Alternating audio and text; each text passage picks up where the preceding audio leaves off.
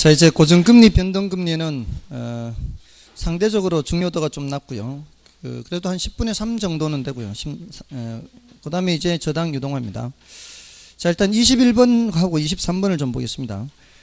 고정금리, 변동금리 적용과 관련하여 다음 중 틀린 것은 1번의 고정금리 저당은 저당 기간 동안 동일한 금리가 적용되는 저당 대부 방식이다. 맞죠? 그 다음에 고정금리 저당 대출하에서 대출자는 시장금리 하락 시에는 조기상환 위험, 시장금리 상승 시에는 수익성 악화의 위험이 있다.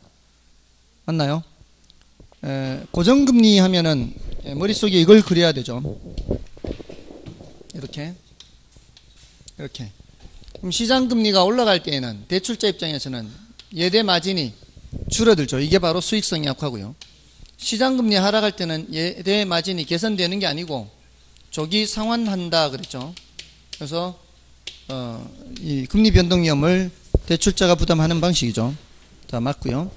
그다음에 대출자는 변동금리를 적용하여 대출함으로써 시장금리 변동 위험을 차입자에게 증가할 수 있으며 금리 변동 주기가 짧을수록 금리 변동 위험을 차입자에게 더 많이 증가하게 된다. 맞죠? 다음에 변동금리 저당 대출 시 대출자가 금리 상승기에 신속히 금리를 인상하고 금리 하락기에 금리 인하를 하지 않거나 지연하게 되는 것은 대출자의 도덕적 해이라 할 수 있다. 자, 맞죠? 도덕적 해이 들어보신 적 있죠? 도덕적 해이는 정보가 비대칭적일 때 나타나는 현상이죠. 정보를 알고 있는 쪽에서 정보를 모르는 쪽을 이제 손해를 끼친다거나 뭐 이렇게 할 수도 있다는 해석상 그렇게 할 수 있죠. 이거는 금리가 올라갈 때는 금리를 바로바로 올려요. 변동금리에서. 근데 금리가 내려갈 때 이렇게 내려야 되는데 이렇게 내리는 거죠.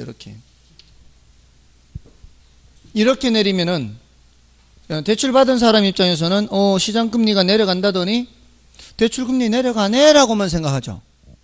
근데 얼마나 내려갔는지를 모르죠. 그러니까 이 마진폭을 키울 수가 있죠. 금융기관에. 충분히 그럴 수 있죠. 이게 어디에서도 있어요. 석유, 국제유가가 올라가면 휘발유를 금방 올리죠. 휘발유 가격. 떨어뜨릴 때는 서서히 떨어뜨리는 거죠. 이런 것들이 다 도덕적이에요.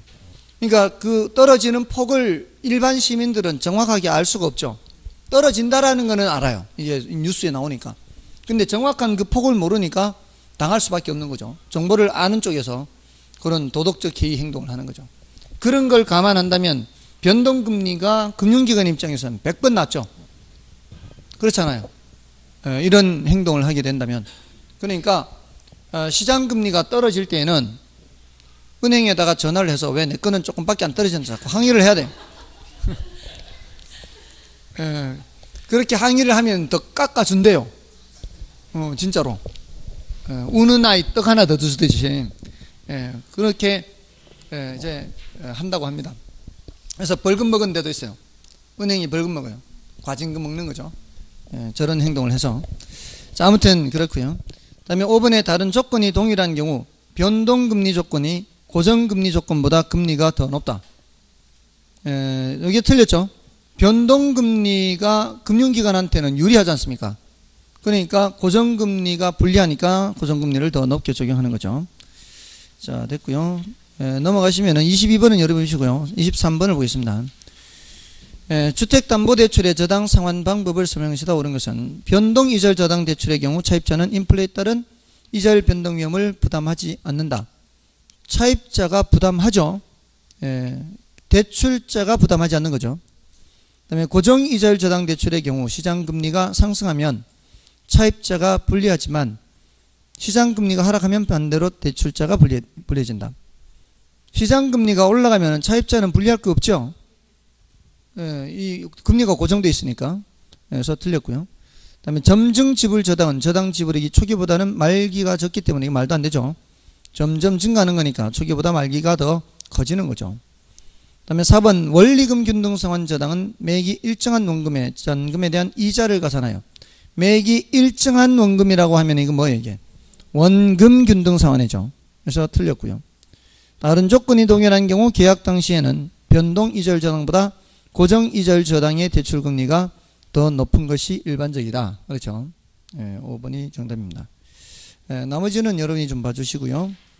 자, 이제 넘어가셔서 이제 저당 유동화죠. 자, 이 저당 유동화는 이 저당 유동화의 개념 구조 효과, 요것은 이제 좀 그래도 난이도가 좀 낮은 편이에요. 그 뒤에 이제 증권 때문에 문제인데요. 일단 그 저당 유동화의 개념은 뭐죠? 개념. 저당 유동화의 개념.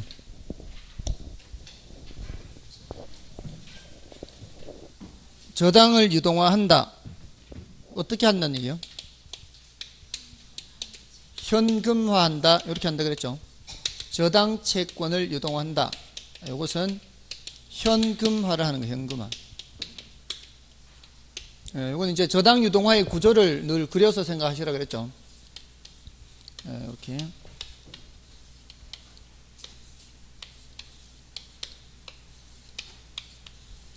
이렇게. 여기가 이제 저당 차입자고요. 여기가 1차 금융기관이고요. 여기가 2차 금융기관이죠. 여기가 투자자고요.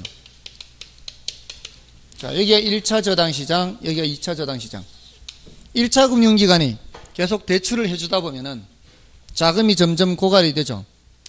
그러면서 채권이 이쪽으로 넘어오겠죠. 1차 금융기관이 돈은 넘어가지만 채권은 갖고 있죠. 이 채권을 팔아서 뭘 마련하는 거예요? 현금 마련하는 거죠. 이게 바로 뭐예요? 저당 유동화죠. 근데 이제 얘네들도 갖고 있는 채권 집합이 있죠. 이 채권 집합을 근거로 해서 뭐를 마련해야 돼? 또 돈 마련해야 되죠. 그러니까 얘네들도 계속 채권을 사주다 보면 돈은 넘어가고 채권이 넘어오니까 이걸 근거로 해서 돈을 마련할 때 발행하는 증권이 있죠. 이 증권. 그래서 증권 발행해서 이제 돈을 마련하는 거예요. 그래서 결국은 증권화의 과정도 필요하죠. 그래서 이거 두 개를 다 포함해서 이제 얘기하고요. 어려운 표현으로 얘기할 때는 신용창조라는 말을 쓰죠. 새로운 돈이 만들어지는 효과가 있다. 이런 표현입니다. 그 다음에 구조는 1차 저당시장과 2차 저당시장 이렇게 나누어서 유동화가 이루어지는 시장이 몇 차 시장? 유동화가 이루어지는 시장이 2차 시장이죠. 2차 시장에서 유동화가 이루어진다는 얘기는 반대쪽으로 돈이 넘어간다는 얘기죠. 그 소리는 자금이 공급되는 시장이다. 이렇게 보는 거예요. 자금이 공급되는 시장이 유동화되는 시장입니다. 공급된 자금이 대출되는 시장은 1차 시장이고요. 그 대출이 된다는 얘기는 채권이 형성된다는 얘기죠. 채권이 형성되는 시장, 대출이 이루어지는 시장 같은 1차 시장이고요. 자금이 공급되는 시장, 유동화되는 시장, 2차 시장이 되는 겁니다. 이게 이제 구조에서 하는 얘기예요. 유동화 구조가 유동화가 몇 차 시장에서 이루어지느냐, 이렇게 대출이 이루어지는 시장이냐, 자금이 공급되는 시장이냐, 이런 식으로 구분을 해요. 그리고 차입자는 2차 시장에는 등장하지 않죠. 차입자는 2차 시장에서는 등장하지 않기 때문에 2차 시장과는 직접 관련이 없다라고 얘기하고요. 그 다음에 1차 시장에 등장하는 인물들은 얘네들이고, 얘네들은 1차 시장에 등장하지 않으니까 1차 시장과는 직접 관계가 없다. 이렇게 표현을 하는 거죠. 그 다음에 이제 효과는, 우리나라는 얘네들 때문에 도입됐다 그랬죠. 얘네들의 유동성을 높여주기 위한 거죠. 금융기관이 돈 없으면 망하는 거예요. 근데 돈이 없을 때 채권을 사줄 누군가가 있으면 그 누군가에게 팔아서 현금 마련하면은 금융기관이 현금 부족 사태를 막을 수가 있어요. IMF 때는 현금 부족해가지고 은행들이 많이 쓰러졌거든요. 근데 갖고 있는 채권을 팔 때가 그때는 없었거든요. 근데 이제는 이런 제도를 만들어서 현금이 부족하면 채권 팔아서 은행이 쉽게 쓰러지지 않습니다. 이제는 그렇게 도입을 한 거고요. 그 다음에 그 과정에서 현금을 쉽게 마련하게 되면 대출을 더 많이 해줄 수가 있죠. 그러면 이제 이 사람들이 자가주택 소유 기회가 더 많아지는 거예요. 대출받기가 쉬워지니까. 그리고 투자자들 입장에서는 과거에는 없던 새로운 형태의 증권이 만들어져서 이런 새로운 증권에 투자를 하는 것은 포트폴리오 구성을 좀 더 다양하게 해서 비체계적 위험을 더 줄일 수가 있고요. 또 한국주택금융공사 같은 이런 공기업을 통해서 이걸 시행하기 때문에 주택 경기를 좀 조절할 수가 있어요. 주택 경기가 너무 침체되어 있거나 뭐 어떤 다른 위험 요소가 있을 때 한국주택금융공사를 통해서 그런 것들을 좀 해소를 할 수가 있거든요. 2년 전에 안심전환대출도 한국주택금융공사가 있었기 때문에 가능한 거죠. 변동금리 대출을 뭐로 바꿔주는 거였어요? 고정금리로 바꿔주는 게 누가 해준 거예요? 한국주택금융공사가 해준 거예요. 시중은행에서는 고정금리 선호하지 않기 때문에 해줄 수가 없어요. 누가 있었으니까 가능하다고요? 한국주택금융공사가 있었기 때문에 가능한 얘기예요. 그리고 뭐 주택경기가 많이 침체되어 있다면은 좋은 조건으로 채권을 많이 사줘서 자금을 많이 공급을 해서 대출이 많이 이루어지도록 지원할 수도 있고요. 너무 과열되어 있으면은 좀 이 채권을 안 사줘서 돈이 넘어가지 않도록 하고 이렇게 주택경기를 조절할 수가 있는 거죠. 그게 이제 효과예요. 그래서 개념 구조 효과는 이렇게 그렇게 어렵지는 않죠. 근데 이제 여기서 발행하는 증권이 문제죠. 증권. 자, 요 증권 얘기는 요거 다 풀고 나서 또 따로 설명을 좀 드리겠습니다. 자, 270쪽에 1번을 보시면 저당 유동화에 관한 다음 설명 중 오는 것은 저당 유동화란 저당 금융 차입자와 금융기관 사이에서 저당 채권이 형성되는 것을 말한다. 저당 채권이 형성되는 것은 1차 시장이잖아요. 저당 채권이 조금 전에 채권이 형성된다는 것은 1차 시장인데 저당 유동화는 몇 차 시장에서 이루어져요? 2차 시장에서 이루어지죠. 지금 짜기가 맞지 않습니다. 그 다음에 이번에 저당 유동화 구조 중 주택 구입자금 차입자에게서 증권의 투자자에게로 갈수록 수익률이 높아져야 투자자들이 증권에 투자할 것이다. 이건 좀 어려운 표현이긴 한데요. 그렇지는 않습니다. 이쪽에서 이쪽으로 갈 때 수익률이 높아질 수가 없어요. 이쪽에서 이쪽으로 갈 때 수익률은 낮아질 수밖에 없어요. 왜? 수수료가 발생하고 경비가 발생하니까 여기에서 수익률보다는 여기서 수익률이 낮고 수익률이 낮습니다. 가면 갈수록 수익률이 낮아질 수밖에 없어요. 낮아질 수밖에 없는데 그렇게 낮아지더라도 투자자들의 요구 수익률을 충족시킬 수 있을 만큼 크면 될 거 아니에요. 이게 높아져야 투자하는 게 아니라 낮아지더라도 이 말이에요. 낮아지더라도 투자자들의 뭐를 만족시킬 수 있다면 요구 수익률을 만족시킬 수 있다면 투자를 하는 거죠. 높아져야 투자하는 것은 아니다 이 말이에요. 그래서 2번 틀렸고요. 그 다음에 3번에 저당 유동화를 통해 주택 수요자들은 보다 많은 사람들이 자금을 대출받을 수 있으며 1차 금융기관은 자금 대출의 고정화 현상을 완화하여 자금의 단기 조달 및 장기 운용에 따른 유동성 문제를 해결할 수 있다. 자, 위에 옳은 말이에요. 지금 그 맨 끝에 표현이 좀 어려운데요. 자금 대출의 고정화 현상을 완화하여 자금의 단기 조달 장기 운용 이렇게 하고 있죠. 1차 금융기관이 대출을 해준다면 누구 돈으로 대출해 주는 거예요? 대부분은 예금주들로부터 예금 받은 거죠. 예금 받은 걸로 대출해 주는 보통은. 근데 이 예금주들이 예금할 때는 만기가 짧습니다. 정기예금 하더라도 1년 정도, 길면 3년, 5년 정기예금 하는 사람 거의 없죠. 길어봐야 3년 정도죠. 자, 그러면은 만기는 짧은데 대출은 길게 주죠. 10년, 15년, 20년. 그렇게 하고 이제 원리금을 20년에 걸쳐서만 받아요. 그러면은 예금주들이 예금 찾으러 갔을 때 충분히 회수가 안 돼 있을 거라고요. 돈이 부족하죠. 이걸 뭐라고 얘기해요? 단기 조달, 장기 운용에 따른 유동성 문제라 그래요. 단기로 조달하고 장기로 운용하니까 돈이 회수가 잘 안 된다고요. 그러니까 돈이 부족하다고요. 됐나요? 단기 조달, 장기 운용에 따른 유동성 문제가 나타났을 때 어떻게 한다고요? 갖고 있는 채권을 팔아서 현금 마련하는 거죠. 그게 유동화를 통해서 그런 문제를, 유동성 문제를 해결할 수 있다고요. 자, 3번 맞는 말이고요. 4번에 저당담보증권은 주택저당 채권을 담보로 발행하는 증권이며 전형적인 지분증권에 해당한다. MBS나 ABS 이런 것들은 부채증권이죠. 다음에 5번에 저당담보증권에 투자하는 투자자 입장에서는 기존의 자산 포트폴리오보다 다양한 포트폴리오를 구성할 수 있으며 개별 저당을 직접 구입할 경우보다 수익률이 높아지는 장점이 있다. 개별 저당을 직접 구입하면 위험도 부담하겠지만 수익률은 더 높죠. 지금 제가 이거 그릴 때마다 짧게 그린 이유가 뭐예요? 여기서 바로 이렇게 채권을 바로 양도할 수 있습니다. 직접 이 투자자들이 채권을 사버리면 수익률은 훨씬 높겠죠. 중간에 수수료 같은 거, 경비 같은 거 발생하지 않고, 대신 뭐도 더 커지는 거예요. 위험도 더 커지죠. 얘네들이 안 갚으면 그 뒤치다거리 할 사람이 없어요. 그럼 자신이 직접 다 부담을 해야 돼요. 예, 그런 위험하고 번잡스럽고 또 유동성도 낮습니다. 이거는 덩치가 크잖아요. 채권을 직접 가져오면. 증권의 형태로 가져오면 증권은 덩치가 작잖아요. 유동성도 높고. 그러니까 그만큼 위험도 크지만 수익률은 더 크다라고 볼 수 있습니다. 예, 그래서 5번 틀린 거고요. 자, 이제 넘어가셔서 2번 문제도 보겠습니다. 저당 유동화 제도를 통해 얻을 수 있는 기대 효과에 대한 설명으로 틀린 것은 1번에 주택금융기관은 채권 매각으로 현금을 확보함에 따라 자기 자본 비율을 안정적으로 유지할 수 있다. 자, 요 말은 유동성을 높인다는 의미예요. 요게 유동성을 높인다는 것이 국제결제은행 기준 자기 자본 비율이라 그래요. BIS 비율을. 이 자기 자본 비율이라고 하는데요. 금융기관이 이게 꼭 지켜야 되는 비율이라고 보시면 돼요. IMF 때는 8%를 퇴출 기준으로 삼았어요.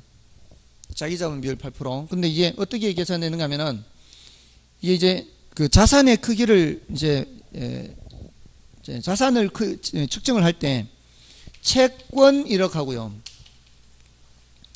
현금 1억 이렇게 계산을 하면 자산의 크기로는 다 1억인 것 같아 보여도요. 사실은 똑같은 1억이 아니에요. 실제로 평가를 할 때는 이게 가치가 더 낮아요. 현금 1억은 확실한 거요? 위험이 있는 거요?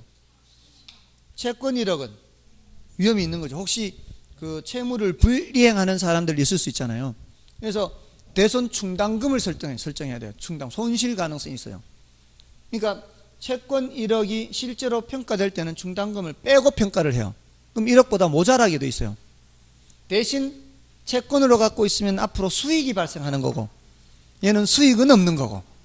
자, 근데 지금 당장 이게 부족하다면, 자기 자본 비율이 부족하다면 수익 얻는 걸 포기하고 뭐로 바꾸는 게 나아요? 현금으로 바꾸는 게 낫죠. 왜냐하면 현금으로 바꾸면 1억의 평가를 받는데 채권으로 갖고 있으면 1억의 평가를 못 받으니까 이걸 바꿔버리면 뭐가 높아지는 거예요? 자기 자본 비율이 높아지는 거예요. 바꾸면. 채권 갖고 있다가 현금으로 바꾸면. 자, 그런 식으로 해서 이게 유동화를 통해서 자기 자본 비율을 높일 수가 있어요. 그게 1번이고 조금 어려운 표현인데요. 다음에 2번은 주택자금 공급 확대로 인하여 간접적으로 주택 건설 산업을 활성화시킬 수가 있고요. 다음에 3번에 일반적으로 1차 금융기관의 대출금리가 1차 금융기관의 대출금리가 어디서 적용되는 거예요? 여기죠. 여기 적용되는 금리요. 적용되는 금리가 저당 채권을 한국주택금융공사에 매각할 때 금리보다 낮다. 이때 금리보다 이게 높아야 되죠. 이게 경비가 발생하니까. 그래서 틀렸고요. 틀렸습니다. 다음에 4번에 차입자의 상환 능력으로 볼 때 연간 소득 대비 주택가격 비율이 클수록 이 제도가 정착되기 어렵다. 자, 이게 좀 어려운 질문인데요. 자, 이게 뭔 소린가요? 연간 소득 대비 주택가격 비율. 이게 PIR입니다. PIR이 높다. 이건 뭔 소리야? 연소득분의 주택가격. 이게 높다. 이게 10이다. 그러면은 연소득을 한 푼도 쓰지 않고 10년을 모아야 집을 살 수 있다는 얘기죠. 이게 너무 높아버리면 어떻게 해요? 사람들이 아예 집을 사지를 못하죠. 어느 정도는 되어야 대출을 받더라도 살 수 있잖아요. 근데 대출을 받아도 살 수가 없는 상황이라면, 대출을 많이 못 받는다는 얘기, 너무 비싸기 때문에 대출 받아도 못 사는 상황이라면 채권이 형성이 돼야 안 돼요?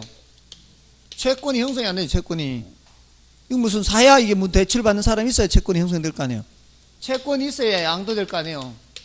근데 채권이 없는데 어떻게 양도를 해 이게? 안 되는 거죠. 집값이 너무 비싸면 이 말이에요. 아니, 사지를 못하는 거예요. 예. 제가 젊을 때 학교 다니고 이럴 때 서울에서 저 많은 집 중에 내 집이 한 채 없어요. 저 많은 집 중에. 예. 근데 그거를 졸업하고도 한동안 살 수가 없어. 소득이 안 되니까. 이러면은 채권 자체가 없는 거죠. 예. 대신 빚도 없어요. 빚도 없어. 집도 없지만 빚도 없어. 그런 상황이라고. 그러면 채권 자체가 형성이 안 되는 거죠. 채권 자체가 형성 안 되면 유동화가 있을 수가 없는 거죠. 됐나요? 그런 얘기예요. 그 다음에 저당 유동화를 통해 충분한 자금을 확보하기 위해서는 저당 수익률이 아까 뭐하고 똑같다 그랬어요? 저당 수익률이 아까 뭐하고 똑같다 그랬어요? 그러면 이제 곤란해요. 이자율과 같아. 이자율. 지렛대 효과 할 때 이자율이 뭐하고 같다고요? 지렛대 효과 할 때 했잖아요. 이런 용어들을 기억을 해야 풀죠. 이게 저당 수익률 이자율이라는 걸 알아야 풀죠. 저당 투자자 입장에서의 수익률이라고요. 저당 투자자 입장에서의 수익률이 뭐라고요? 이자율이에요. 이자율. 저당 투자자 입장의 수익률. 자, 됐고요. 그 저당 수익률이 투자자 요구 수익률보다 당연히 높아야죠. 정답은 3번이었나요? 다음에 3번 문제는 여러분이 맞추시고, 자, 4번 문제를 보겠습니다. 저당담보증권에 대한 거죠. 자, 이 4번 문제 저당담보증권 일단 이건 이제 이론적인 거고 일단 요거 먼저 풀겠습니다. 저당담보증권이란 저당대출기관, 저당회사, 기타 기관 투자자들이 자신들이 설정하거나 사들인 저당을 담보로 해서 발행하는 증권이다. 자, 요거는 발행하는 주체가 지금 2번에도 나오고 있거든요. 1번, 2번을 같이 보시면 되는데 2번 보겠습니다. 저당담보증권의 발행자는 1차 대출기관 및 2차 대출기관이나 저당담보증권의 발행을 전문적으로 하는 회사일 수도 있어요. 우리나라의 경우에는 이게 이제 2차 금융기관이 주로 발행을 하는데 외국의 경우에는 얘네들이 바로 증권을 발행할 수도 있어요. 이쪽에서 이렇게 1차 금융기관도 발행할 수가 있어요. 2차 금융기관만 발행하는 게 아니에요. 그리고 이런 증권을 발행하는 그 발행을 전문으로 하는 회사도 따로 있어요. 미국 같은 경우에는. 그래서 이론적으로는 그렇게 봐주시면 돼요. 이론적으로는 이렇게 여러 주체가 발행할 수 있구나 정도 생각하시면 되고요. 그 다음에 3번에 부채증권이란 부채금융을 얻기 위해 발행하는 증권이고요. 그 다음에 4번은 저당담보증권은 지급이 보증되기 때문에 그 시장에서 쉽게 유동화될 수 있어요. 그 지급이 보증되고 그게 쉽게 유동화될 수 있고 이런 게 이제 장점이지만 대신 수익률은 저당을 직접 사는 것보다는 낮아지게 되는 단점이 있죠. 그 다음에 지분증권이란 지분금융을 얻기 위해 발행하는 증권을 말하며 대표적인 것이 리츠입니다. 지분증권의 대표적인 것은 리츠고요. MBS나 ABS는 부채증권의 대표적인 거죠. 그래서 5번이 틀렸습니다. 자, 이제 그 뒤에 있는 거는 이제 증권. 자, 요 증권을 좀 봐야 되는데 요 증권을 MBS라고 하죠.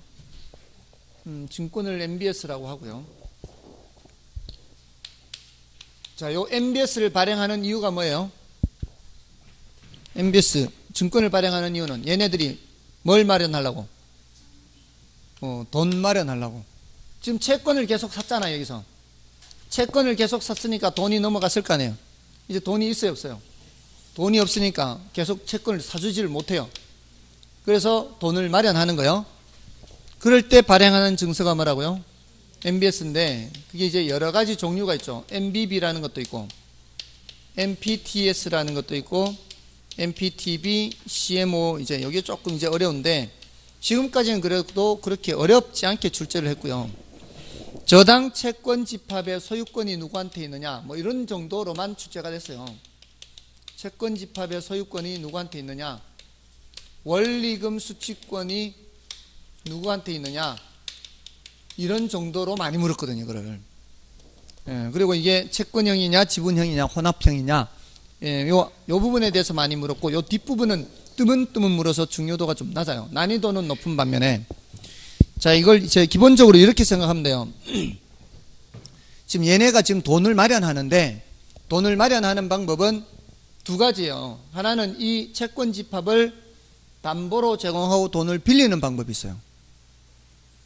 우리가 가정집에서도 돈을 마련할 때 우리가 갖고 있는 주택을 담보로 제공하고 돈을 빌리는 것처럼 주택이 우리 거잖아요. 그 내 집을 담보로 제공하고 돈을 빌리는 것처럼 이 채권 집합이 누구 거예요? 2차 금융기관 거죠. 이 채권 집합을 담보로 제공하고 돈을 빌리는 방법이 있다 이 말이에요. 그럴 때 빌릴 때 발행하는 증서가 MBB예요. MBB. MBB는 일종의 이거요. 차용 증서라고 생각하면 돼요. 제가 2차 금융기관이다. 여러분이 투자자다. 그러면은 여러분 제가 이거 갖고 있는 거 여러분한테 담보로 제공하면서 돈을 빌릴 테니까 돈 좀 빌려주세요. 형편되는 대로 MBB 증서는 금액은 작으니까 많이 사는 사람은 저한테 많이 빌려주시는 거고 적게 사시는 분들은 저한테 적게 빌려주시는 거예요. 자, 그게 MBB예요. 자, 근데 요 조금 어려운 표현 할 때 이렇게 나와요. MBB 발행액이란 말이 나와요. MBB 발행액. MBB 발행액 하면 여기에 뭔 뜻일까요? MBB 발행액. 제가 돈 빌린 크기예요. 증서를 그만큼 써서 예를 들어 10만 원짜리 증서를 80만 장 만들었다. 그럼 800억이에요. 800억만큼을 제가 빌렸다 이 소리예요. 10만 원짜리. 됐나요? 그러면 MBB 발행액이라는 거는 여러분들이 빌려준 돈 크기하고 똑같은 거죠. 제가 빌린 돈이니까. 그게 MBB 발행액이라고요. 여러분들이 증서를 산 크기예요. MBB 발행액. 자, 근데 이거 채권 집합 총액이란 말을 해요. 채권 집합 총액은 뭔 뜻일까요? 여러분들한테 담보로 제공하는 크기를 말해요. 그럼 채권 집합 총액의 크기와 MBB 발행액의 크기가 같을까요? 다를까요? 크기가 같을까요? 다를까요? MBB 발행액하고 채권 총액하고 같을 수가 없어요. 여러분들 1억짜리 주택을 담보로 제공하고 1억 대출 받을 수 있나요? 안 되죠. 지금 MBB 발행액이라고 한 것은 여러분한테 빌린 돈인데 채권 집합 총액이라는 것은 담보로 제공한 크기예요. 담보로 제공한 거를 1000억이라고 한다면 1000억만큼 대출 받을 수 있나요? 못 받죠. 그러니까 당연히 차이가 있다고요. MBB 발행액 크기하고 채권 집합 총액의 크기는 차이가 있다고요. 그 차이를 뭐라고 할까요? 차이를 초과담보라 그래요. 우리가 집을 1억짜리를 제공하고 담보로 제공하고 6천만 원을 대출받으면 초과담보가 얼마예요? 4천만 원인 것처럼 채권 집합 총액이 1000억이다. 근데 MBB 발행액은 800억이다. 여기에 200억이 뭐예요? 초과담보액이에요. 당연히 초과담보가 있어야 되지 않겠어요? 여러분들이 담보로 제공받는 걸 안전하게 하려면은 혹시라도 이 중에 몇 명은 못 갚은 사람들이 생기더라도 이 말이에요. 이 중에 못 갚는 사람이 생기더라도 회수를 하려면은 그러면은 이게 차이가 좀 있어야 될 거 아니에요. 맞나요? 물론 이거하고 여기 채권 채무하고 여기 채권 채무는 별개예요. 여기에 채권 관계에서의 채권자는 누구예요? 2차 금융기관이죠. 채무자는 얘죠. 그러니까 얘는 못 갚아도 얘는 갚아야 되죠. 얘가 조기 상환을 해도 얘는 조기 상환을 하면 안 돼요. 여기는 별개의 뭐가 지금 계약이 돼 있어요. 만기와 이자율 해서 별도로 채권 채무를 해놨기 때문에 그렇다 하더라도 여기가 차이가 너무 혹시라도 대출 받은 걸 못 갚는 사람들이 생기면은 문제가 생길 수 있기 때문에 그래도 안전하게 좀 차이를 남겨놔야 될 거 아니에요. 그래서 초과담보 이런 말이 나온단 말이에요. 그러니까 MBB의 경우에는 초과담보라는 게 있단 말이에요, 없단 말이에요? 있어야 된다 이 말이에요. 자, 그런데 MPTS는 이 채권 집합을 팔아버리는 거예요. 우리가 집을 팔아서 현금을 마련하는 것처럼 2차 금융기관이 갖고 있던 거를 이 사람들한테 팔아요. 대신 이제 공동으로 팔아요. 공동으로. 그러니까 이 채권 집합을 투자자들이 공유하는 거죠. 공유할 때 주는 증서가 MPTS예요.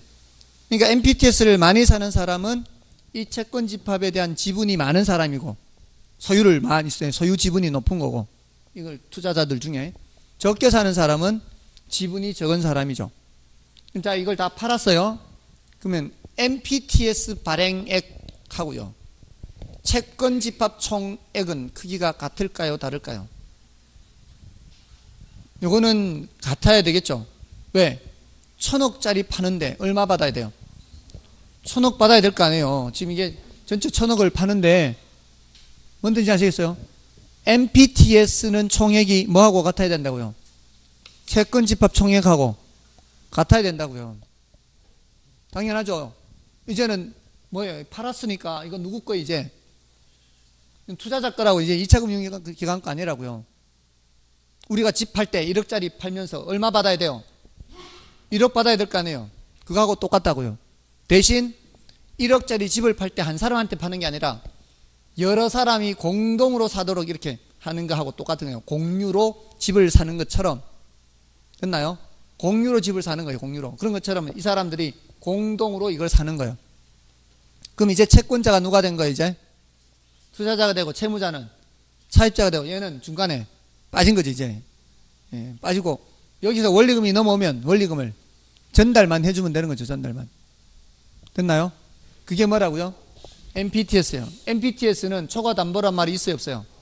없어요. 자, 그러면은 이 채권 집합의 소유권을 MBB의 경우에는 누가 갖고 있고요? MBB의 경우에는 채권 집합의 소유권은 발행자가 갖고 있죠. 담보로 제공했을 뿐이지 판 게 아니니까. 발행자가 갖고 있고요. 원리금 수취권도 발행자가 갖고 있어요. 근데 MPTS는 소유권 투자자한테 다 넘어간 거예요. 팔았으니까. 이것도 투자자한테 넘어간 거죠. 다 팔았으니까. 됐나요? 자, 이게 지금까지는 어렵지 않게 질문했는 게 요 B로 돼 있죠. B. 발행자. 비읍. T 있죠. T. 투자자. 티읕. T도 있고 B도 있죠. 이거는 발행자와 투자자가 나누어 갖고 있어요. 이것도 발행자와 투자자가 이 맨 밑에 거는 혼합형이에요. 이런 정도로 질문을 하거나 지금까지 질문은 그러니까 어렵지 않죠. 이것만 알면 되는 정도로 질문했으니까. 요거는 채권형이고 요 B가 채권이잖아요. 왜 채권형이라 그래요? 이 두 사람 사이에서 채권 채무 관계가 형성된 거죠. 그래서 채권형이라 하고 요거는 지분형이라고 해요. 지분형. 요거는 혼합형인데 기본적으로는 채권이에요. 이거는 다계층 채권으로 번역이 되고요. 이것도 채권으로 번역되죠. 기본적으로 채권으로 번역이 된다는 얘기는 이 채권 집합을 발행자가 소유하면서 돈을 빌리는 구조다 이 말이에요. 그러니까 채권으로 번역되는 거죠. 그러니까 소유권은 누가 갖고 있는 거예요? 발행자가 갖고 있는데 원리금 수취권은 투자자한테 넘어가요. 그 소리는 여기에 따른 위험이 있고요. 여기에 따른 위험이 있어요. 소유권을 가진 쪽에서는 채무 불이행 위험을 부담해야 돼요. 원리금 수취권을 갖고 있는 쪽에서는 조기 상환 위험을 부담해야 돼요. 이게 뭔 소리냐? 혹시라도 얘네들이 안 갚을 때예요. 채무 불이행할 때. 얘네들이 채무 불이행할 때 그 책임을 지는 거는 소유권을 갖고 있는 쪽에서 책임져야 된다고요. 얘네들이 안 갚으면은 그래도 얘는 갚아야 돼. 대부분.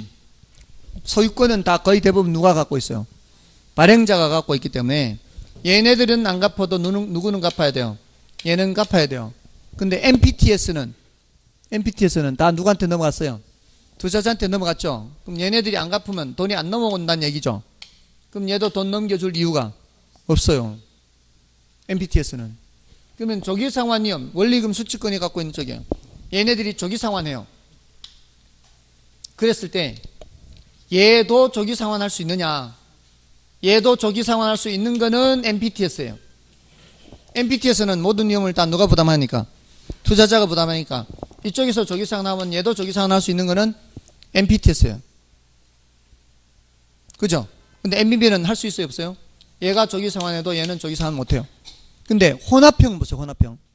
혼합형은 투자자한테 넘어갔죠. 원리금 수취권이. 자, 넘어갔으니까 혼합형의 경우에는 이래요. 혼합형의 경우에는 위험을 나누어 갖는 거예요. 얘네들이 안 갚는 건 누가 책임지지만 발행자가 책임져요. 얘가 안 갚을 때는 발행자가 책임져요. 그 소리는 얘가 안 갚아도 얘는 갚아야 돼요. 혼합형은. 근데 얘가 조기상환하는 경우에는 얘가 조기상환 해버리면 돼요. 그 조기상환 위험은 얘가 부담해야 돼요. 됐습니까? 얘가 안 갚는 거에 대해서는 얘가 책임지지만 얘가 조기상환하는 것에 대해서는 책임질 필요 없고 그냥 같이 넘겨줘 버리면 된다 이 말이에요. 됐나요? 조기상환하는 거는 이 원리금 수취권을 갖고 있는 쪽에서 부담해야 돼요. 나눠 갖고 있는 거야. 자, 그러면은 가장 어려운 게 이제 콜 방어라는 건데요. 콜 한다는 게 이게 조기 상환하겠다는 얘기예요.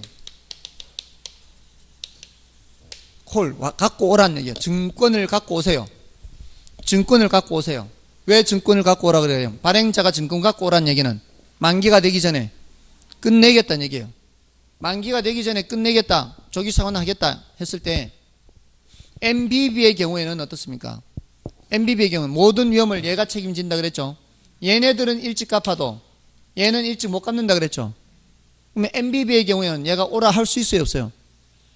MBB의 경우에는 콜을 못해요. 발행자가 콜을 못한다는 얘기는 투자자 입장에서는 방어를 한다 그러면 투자자 입장에서는 방어한다. 투자자 입장에서는 방어를 할 수 있다 없다? 있다. MBB의 경우에는 투자자가 방어를 할 수가 있어요. 오라고 해도 안 가도 된다고요. 이 모든 위험을 누가 책임지니까? 발행자가 책임지니까. 근데 여기서 보세요. 전부 다 누가 책임져야 돼요? 투자자가 책임져야 돼요. 오라면은 가야 돼요. 오라면 가야 되기 때문에 콜 방어가 안 되는 거예요. 오라면 가야 돼요. 됐습니까? 자, 근데 다계층 채권은 독특해서요. 만기가 다양하게 돼 있어서 다계층 채권이라 그래요. 만기가 1년짜리, 3년짜리, 5년짜리 이렇게 7년짜리, 10년짜리 길게 돼 있기 때문에 다계층 채권 하는데 얘는 원리금을 제일 먼저 얘한테 줘요. 1년짜리한테, 만기 1년짜리한테. 그 다음에 얘네들은 이자만 줘, 이자. 얘는 이자도 안 줘요. 맨 끝에 거는. 이자 쌓여가는 거예요. 자, 1년 지나면 얘 먹고 떨어졌죠? 그 다음에 얘한테 원리금을 주는 거예요. 그러니까 원금은 순차적으로 지불이 상환이 돼요. 얘는 계속 이자만 받는 거고 얘는 이자 안 받아요. 자, 어떻게 해요? 원금 상환이 순차적으로 이루어지죠. 이렇게 하는 게 다계층 채권이에요. 근데 이게요, 순차적으로 돼 있다는 게 얘한테 우선권이 있다라고 생각하면 돼요. 우선권. 그러니까 선순위 증권이라 그래. 얘를 선순위 증권이에요. 선순위. 뭔 소린가 하면 혹시라도 여기서 문제가 생길 수 있잖아요. 대량으로 돈을 안 넘기기 시작해요. 대량으로. 그럼 돈이 안 넘어와요. 안 넘어오더라도 넘어오는 돈은 누가 우선적으로 받을 권리가 있다? 이 사람이 우선적으로 받을 권리가 있어요. 얘 다 먹고 나면 얘가 먹고. 그러니까 뒤로 갈수록 권리가 후순위 위험도가 높다는 얘기죠. 위험도가 높은 만큼 수익률은 높아지는 거예요. 수익률이 뒤로 갈수록 수익률이 높아지는 거예요. 자, 이게 다계층 채권이고 얘를 Z트렌치라 그래요. 우리나라는 이런 식으로 발행된단 말이에요. 이게 이렇게 발행되는 게 많아요. 우리나라는 이렇게 발행되는 게 많고요. 이게 이제 가장 큰 특징이죠. 근데 보세요. 이게 형식적으로는 콜 방어가 안 돼요. 오라면 가야 되죠. 가서 일찍 끝나고 하는데 누가 먼저 일찍 끝나요? 얘가 먼저 일찍 끝나요. 그 다음에 얘가 일찍 끝나고. 조기 상환이 되더라도 앞에 있는 사람들이 먼저 일찍 끝나기 때문에 얘는 실질적인 콜 방어가 실현된다라고 해요. 실질적인 콜 방어가 실현되는 건 누구예요? 장기 투자자. 오라면 가더라도 누가 먼저 가야 되니까? 얘가 먼저 가야 되니까 얘네들은 실질적인 콜 방어가 실현된다, 이런 식으로 표현을 합니다. 자, 요거 이제 문제를 풀면서 좀 더 정리해 보겠습니다. 자, 5번에 저당담보 채권에 관한 설명으로 틀린 것은 MBB죠. MBB 투자자가 저당 차입자의 만기전 변제에 대해 방어할 수 있는 장치가 마련되어 있다 없다? MBB 투자자가 누구예요? MBB 투자자가 여기죠. 저당 차입자가 누구예요? 여기죠. 그거 읽어보시면 MBB 투자자가 여기잖아요. 저당 차입자는 누구예요? 여기잖아요. 얘가 얘의 만기전 변제에 대해 방어하는 거요. 얘의 만기전 변제에 대해서 방어하는 거예요. 차입자예요. 차입자예요. 발행자예요. 만기전 변제에 방어하는 것은 발행자의 만기전 변제에 대해서 방어하는 거예요. 얘가 만기전 변제하는 건 얘는 전혀 관심 없어요. 얘가 조기 상환하든가 안 하든가 관심 없다고요. 얘는 얘가 조기 상환해도 얘가 조기 상환 못하게 하는 거라고요. 모든 위험을 누가 부담한다 그랬어요? 발행자가 부담한다 그랬잖아요. MBB는 얘는 조기 상환해도 얘는 조기 상환 못하게 하는 거 아니에요. 그럼 얘는 얘가 조기 상환하든 안 하든 관심이 없어요. 발행자의 조기 상환만 막으면 되니까. 맞나요? 발행자의 조기 상환에 대해서 방어하는 거예요. 저당 차입자의 조기 상환에 대해서 방어하는 게 아니라고요. 그럼 뭐라고 돼 있어요 지금? 저당 차입자의 만기전 변제에 대해서 방어한다 이렇게 돼 있잖아요. 그래서 틀렸다고요. 저당 차입자의 만기전 변제에 대해서 방어하는 게 아니라 발행자의 만기전 변제에 대해서 방어하는 거죠. 저당 차입자가 만기전 변제하든 그렇지 않든 MBB 투자자는 아무 관심이 없습니다. 그래서 1번 틀렸고요. 그 다음에 MBB는 저당 채권에 대한 원리금 수취권과 소유권을 발행자가 보유하는 것으로, 맞죠? 이거는 MBB 모든 것을 발행자 보유, 자산 매각을 통해 자금을 조달하는 MPTS와는 다르다. 맞고요. 그 다음에 만기전 변제이면 채무 불이행 위험을 발행자가 부담하므로 이체증권보다 수익률이 낮습니다. 이게 안전한 정도로 보면은 증권 투자자 입장에서는 이게 안전하거든요. 투자자 입장에서는 앞에서도 다 위험을 막아주잖아요. 위험을 막아주니까 수익률은 낮을 수밖에 없다고요. 그 다음에 MBB 투자자들은 주로 6개월을 단위로 원금과 이자를 지불받는다. 요거는 뭐 중요도는 좀 낮습니다. MPTS는 그렇지 않아요. MPTS는 이게 넘어가고 패스하는 거거든요. 모든 권리가 다 누구한테 넘어갔어요? 투자자한테 넘어갔기 때문에 이 PT가 뭐예요? 패스스루예요. 패스 넘어간다. 그러니까 여기서 매달 단위로 넘겨준단 말이죠. 그럼 매달 단위로 다 패스하고 넘어가는 거예요. MPTS는 매달 단위로 하는데 MBB는 별도의 채권 채무죠. 이 사람과 이 사람 사이 별도의 채권 채무이기 때문에 보통 뭐 분기나 반기 뭐 이런 식으로 매달이 아니고, 그러니까 여기서는 매달 돈이 넘어와도 얘는 모아놨다가 뭐 석 달이나 뭐 6개월 단위로 이렇게 넘기는 거죠. 그 다음에 MBB는 차입자의 조기 상환이나 채무 불이행에 대비해 초과 담보를 유지해야 하므로 MBB 발행액은 주택저당 채권액보다는 적어야 되겠죠. 그 초과 담보 때문에. 그래서 맞고요. 1번이 정답이고요. 그 다음에 6번은 MPTS에 대한 거죠. 지분형 증권인 MPTS에 대한 설명으로 드린 것은 1번에 모 저당에서 발생하는 현금 흐름에 대한 지분과 모 저당의 소유권 혹은 소유권의 지분을 모두 투자자에게 매각하는 방식이다. 맞죠? 모두 매각하는 거고요. 그 다음에 투자자에게 조기 상환 위험과 이자율 위험이 전가되는 것으로 투자자는 다른 MBS에 비해 높은 위험을 부여하게 되며 채권형인 MBB보다 낮은 이자가 지급된다. 이게 틀렸죠? 높은 위험을 부담하는 만큼 수익률이 커야 되는 거고요. 그 다음에 MPTS는 MBB와는 달리 원리금의 지불이 주로 매월을 단위로 이루어집니다. 그 다음에 발행기관의 대차 대조표에서는 MPTS 발행액만큼 저당 채권이 감소하며 이에 대응하는 현금이 증가하는 변화가 일어나게 된다. 이문설이요. MPTS를 발행한다는 건 뭐예요? 이걸 판단 얘기죠.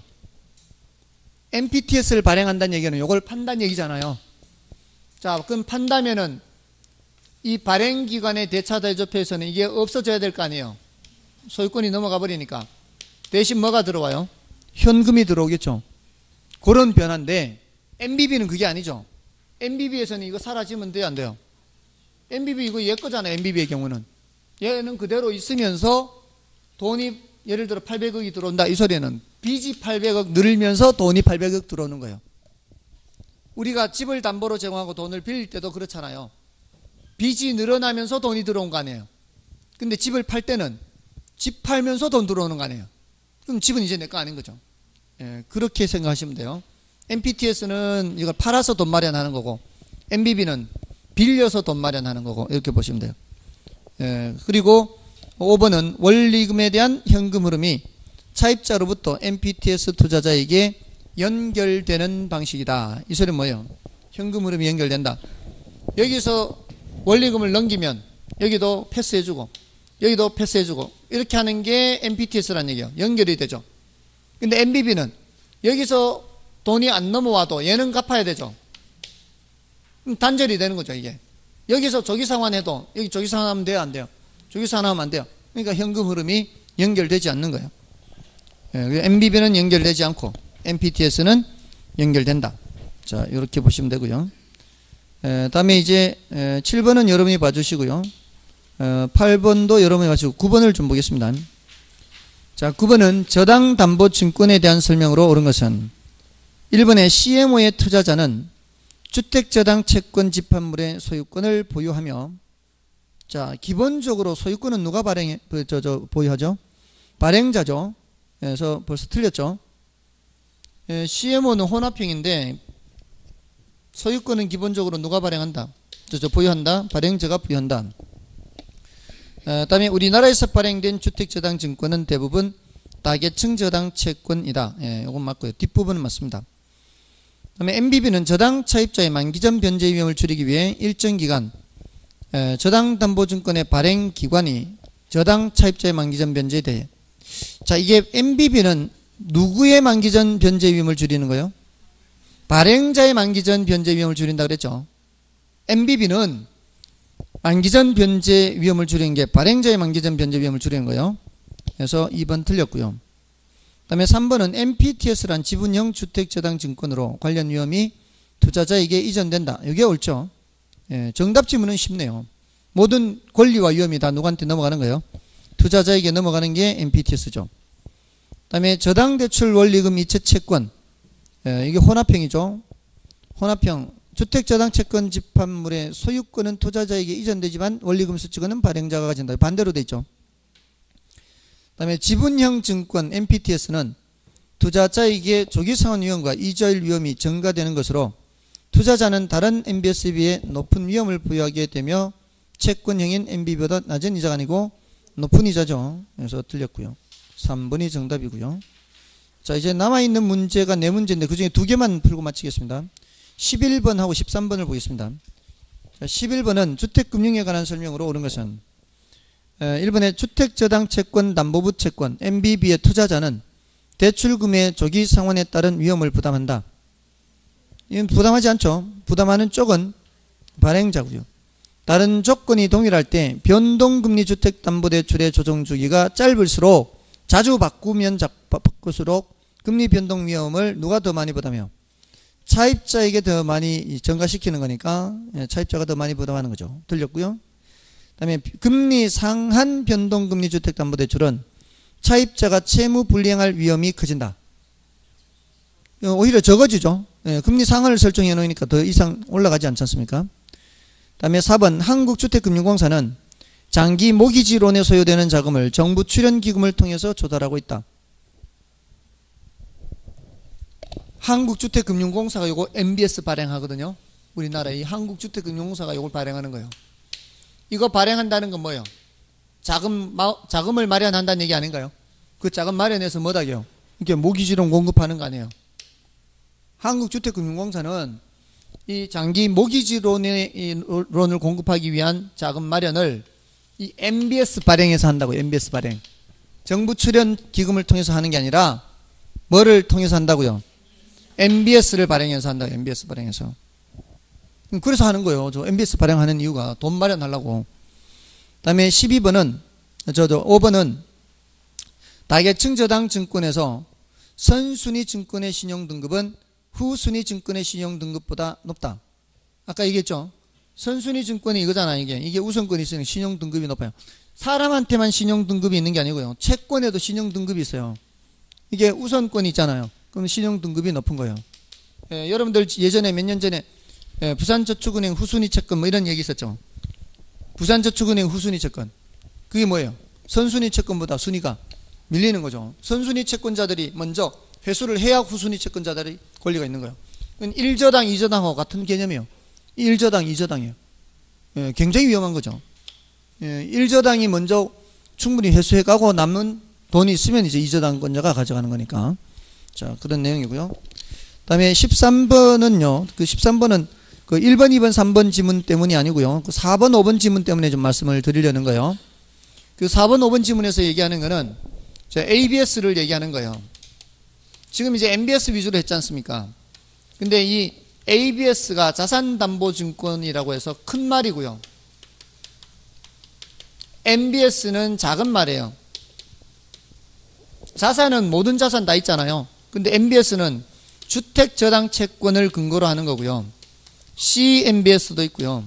SLBS도 있고요. 오토론 증권도 있고요. 뭐 PFABS도 있고요. 카드, CARD도 있고요. 굉장히 다양합니다. 자, 이런 증권들이 다 ABS거든요. ABS인데 이게 뭔 소린가 하면 지금 저기 구조는 똑같아요. 구조는 MBS와 똑같은데 얘네들이 다 구조는 똑같아요. 자, 그럼 요거는 됐고 지금 저거 구조인데 얘는 은행들이 주택을 저당 잡고 대출해 준 채권 있죠. 은행들이 주택을 저당 잡고 대출해 준 채권을 2차 금융기관한테 넘기면 2차 금융기관은 그걸 담보로 그걸 근거로 해서 증권을 만들어요. 그게 MBS예요. 근데 은행이 주택만 저당 잡고 대출해 주나요? 상업용 부동산을 저당 잡고 대출해 주기도 하잖아요.